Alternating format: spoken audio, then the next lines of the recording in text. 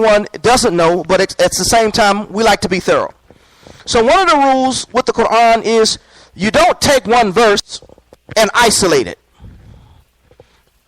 You don't take one part of an ayat and isolate it. You have to look at it, first of all, in the context of the ayat, and then in the context of the ayats before it, and then in the whole context of the surah. So, not to bore you with the details, but I want to give you a little background, because in order to do that, that allows us to maximize what's being said, what's being given here, so that when we move on to the next surah, the next ayat, inshallah, we can take this with us and never forget it. So, this surah Taha is known to be the life of Moses. This surah is talking about Moses' looking for the light. It starts off with Moses looking into the mountain and seeing a light and telling his family he wants to pursue that light. Then he goes up there, and that's when God begins to work with Moses. There's other surahs that talk about Moses' life, but in Surah 20, this gives the most details about Musa's life, alayhi salam. So let's look at it in the context of someone looking for direction and God providing direction. So in this particular ayat here, we're going to look at what it says here. It says, Kul, wakul, and say, Rabbi zidni ilmi. Translated here, I'll read exactly what it has here. Then we'll talk about it for a minute. The complete ayat says, high above is Allah, the King, the truth. Be not in haste with the Quran before its revelation to thee is completed. But say, here right here, Wakul, and say, our Lord, my Lord, advance me in knowledge. Wakul, Rabbi, my Lord, zidni ilmin, advance me in knowledge. Now, on the surface, we could think that this ayat is saying that we should pray to Allah that he would give us knowledge. But it says more than that. I'm going to point out to a few words here. Change my colors. My daughter said, Daddy, when you're getting on the board, try to use some different colors. It keeps people's attention and everything. So I got some pink in here. I want y'all to get funny with me. I'm going to get some pink and some orange in here. Okay. So just for the sake of this workshop, I'm going to highlight these two. Now, keep in mind, Moses was looking for light. God gave him light. God gave him knowledge. All throughout the Quran, Allah provides us with knowledge. But he also provides us with the way that we should pursue knowledge to get the most benefit out of the knowledge that we're pursuing, and not get caught up in the accumulation of knowledge, but get caught up in the distribution and the ability to put the knowledge into motion. I'll repeat that. All throughout the Quran, Allah provides knowledge to us. But what he also does is he tells us how to pursue what we're looking for, to get the most out of what we're looking for, and to be able to take that and give it back to other people. Because he tells us about the people, and we'll get to that in Surah Jumu'ah, so I'm going to hold that one. So when he says here, it does not say increase me in knowledge. It says increase me, enhance me as a result of my knowledge is what this is saying. Oh Lord, the knowledge that I get from you providing it to me, help me use it in the best way. That's why sometimes we pray and it doesn't seem like God is answering. I say it doesn't, because we don't say he don't hear. Because, you know, in the prayer we have to say, in every rak'ah, surely Allah hears those who call on him. So the problem is not he doesn't hear. If we're not getting the answers that we're seeking, 99.999% of the time, it's our approach. So Allah wants us to try a different approach so we can get the best result. Allah does not want difficulty for us. So in this ayat, Allah is telling us that we should ask him to let us use knowledge as a tool to serve ourselves and our community and our family and our nation and our world. Doesn't that help God against arrogance? Oh, yes, it does. Doesn't it help God against complacency? Yes, it does. It keeps us in a frame of mind where we never think we're something that we're not. That's important because Allah tells us here, Qul. The word means say. So Allah is telling us how to pray. Who else is he telling how to pray? Muhammad the Prophet sallallahu alaihi wasallam. He didn't know how to pray. He didn't know what to say to God. God said, say this, Muhammad, and this will get you the best result. And you know what he did? He did just that. He didn't change a word. That's why the word Qul is in there. So you can see that Allah told him to say this. He could have just wrote down just this part. Rabbi zidni ilmin. No, Allah said, I want you to let the world know that what you're getting is not of your own. That's the problem we have in the world right now. People are taking things that belong to another source and claiming it as their own. Friends do it with friends. People steal dance moves. People steal plays. People steal patents. People steal creation. People steal everything. Husbands and wives and children. They just steal cars and everything else. People try to take something of somebody else, but why do they do that? Because they believe that the person that they're taking it from it's not rightfully theirs. And Allah says, for surely that's wrong thinking. So in this ayat here, I want to move on. But here, this is talking about the life of Moses, and Allah is trying to give direction. So the first thing he tells us to do is how to pray for information.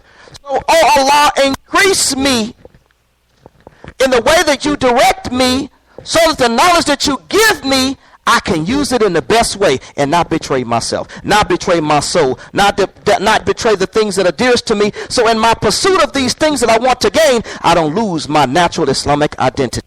Allahu Akbar. So first, Allah starts off telling us how to pray, how to ask for knowledge. And this is important. So I'll give you a few quotes Prophet Muhammad sallallahu alaihi wasallam said about knowledge as I transition to the next surah and ayat. Several things he said. One of the things that he said was he said, I come as a teacher. And a lot of times when we talk about the hadith, they just quote the hadith, they don't give you any background, what's going on. So in this hadith, Prophet Muhammad sallallahu alaihi wasallam, he's walking into the mosque, right? Like I would walk into this door. I'm a role play, so I'm coming in this door, right? I see all these people, you know.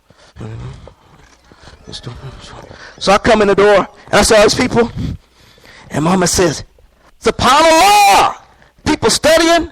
He said, you know, I come as a teacher. See, that makes sense. It means y'all ready for me. You see what I'm saying? And that's important because he had his students around and they were all reading the Quran, but keep in mind, there were people from different walks of life. They had the Persians in there. Bilal was in the mix working with them. People from all different places, men and women studying in the mosque, and he was happy because he said, here I'm hearing people from different places, but they are all reciting the Quran in the same language. You want to know how we can unite our communities? This book is designed to do just that.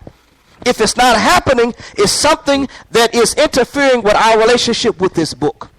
It's not us. It is something that's interfering with our relationship with this book. Because this book is supposed to bring us closer to Almighty Allah. And if this book brings us closer to Almighty Allah, then we will love what He creates because we love the Creator. You ever notice that? You like somebody, you like their family members, generally, at least they're tolerable, right? So what's happening is, Allah wants to strengthen that relationship. Now I'm going to drop a gem on you. The best way to increase the relationship is through your regular salat. Now I know we're reading the juice and whatever, but it is when you actually, like we just did, that's when the heart really comes closer to Allah. Because we know what's the most closest position to Allah. It's what? Sajda. So we want to close Quran. Allah don't want to just open up the Quran and start reading something. I'm trying to get it in. That's not going to bring us close to Allah. It's to read that, but then when we're making salat, to think about those things. What does that do? That makes our heart soften. You know what that does? That makes our attitude a little bit less of a problem. That makes our irritant things in life a little bit more tolerable. And that's what Allah wants. Allah wants us all to have a better attitude. So now I'm going to go to Surah Jumu'ah. So I'm going to put the surah on the board so we can go to it. And you can write it in your notes, and when you look at it later, we can look at it. So it's going to be Surah Jumu'ah, which is Surah 62.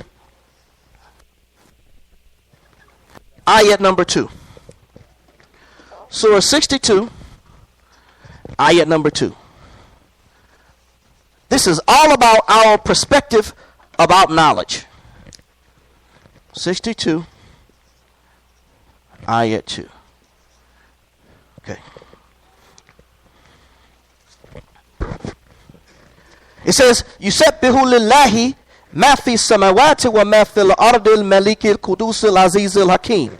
I'll slow down. Huwa alladhi ba'atha fil ummiyina rasulan minhu yatlu alayhim ayatihi wa yuzakkihim wa yu'allimuhumul kitaba wal hikmah. Now what I'm going to put on the board is just part of that, just so we can look at it. And this is the part where Allah is talking about what Muhammad's main job is to do. And I'm going to, because I put it up here every time, so I'm going to explain this wow in just a second. Why yuzakkihim is what I'm going to put up here.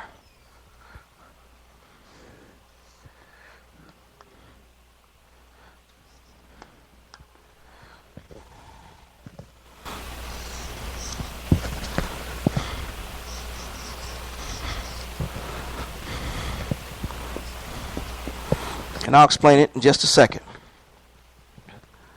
Why yuzakkihim. So here Allah is telling Muhammad that before he can teach, there has to be purification going on. I'm going to talk about purification because see, we skip over that. Oh man, we got that. I clean up. I clean my house. I clean my... Well, no. It's a lot more to it than I thought. I can tell you that. So I may be the only one. So, if this case, I'll just teach myself on this one. But this is important because I've been married, God bless me, inshallah, if I can make it next month, 18 years. Yes, Lord. Yes, Lord. Allahu Rabbi, my Lord. Yeah. Hey. And cleaning is important.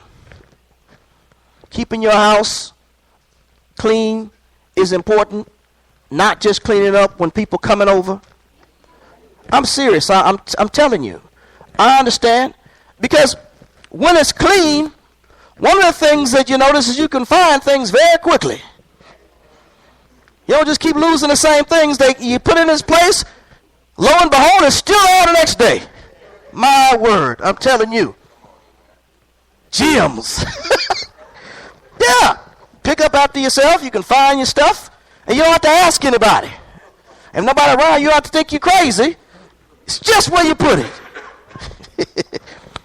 Cleaning is important. So I want to talk about cleaning because in this ayat, we think that he's talking about a lot of different types of cleaning. But the two types of cleaning that I want to focus on in this particular ayat is going to be the spiritual cleaning and the intellectual cleaning. Spiritual cleaning and intellectual cleaning. Some of us don't think we need intellectual cleaning. Some of us don't think we need spiritual cleaning. But Allah says here that Muhammad came to do both, so we need both. So I'm going to give some examples of why we need this type of purification, inshallah.